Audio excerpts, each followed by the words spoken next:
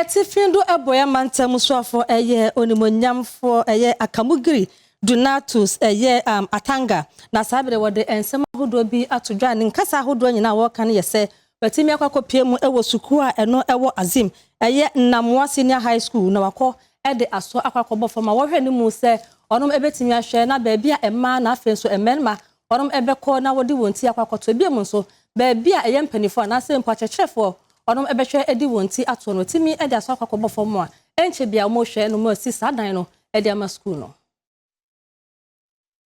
Swafo edimadeshia wonomo ewo etifi epoye mantam no emuye monyamfo Akamugiri Donatus Atanga eno adaya dese wodi aso abofom eba besi Boys and Girls Dormitory edi amadisuafo wonomo ewo Azim Namwa Senior High School nenye nonkwa ya dese wo sanso eba besi Headmasters Bungalow edi amasukuu no wo se eye dan a wonomo esi edi amadisuafo yi wonomo edi Ghana Education Trust Fund Trinity a friend is a get fund nano ena wonomo edi sisabia ye edi amadisuafo isi debe ya enu ni betimi abom na mo adisua ho nsem so etimi akona ni mesanse ekoba ne sadisuafo yi wonomo eni bia ya wodi wonti ebeto ebehadwen ye panisa asunti ena woni mpanifo akabo ma wonomo eba besi Boys and Girls Dormitory na ena fenso ye Headmasters Bungalow yi edi amasukuu no na wochira wonomo edi bosume no makoma ko edu nwotwe 18 months ena wonomo edi besi Boys and Girls Dormitory na fenso eye Headmasters Bungalow yi ewie eno nam so emodin seme koye edi madeshia wonomo ewo krodua no emu ese nyame ya dom na se wonomo ehye dansie no ase wonhwe ese nipaboniefo bia emewie dan no ho nema emfa nko se de be ya eno ni betimi abana se koba ne se wonsa so obi mu ewo honomo ese enyema wonomo edi ba besi dan ye de masukuu yi no wonomo ewie akwakoton ananse wo wi ade akode a obehwe se mrano ne se nipa ne bedi ni ye pa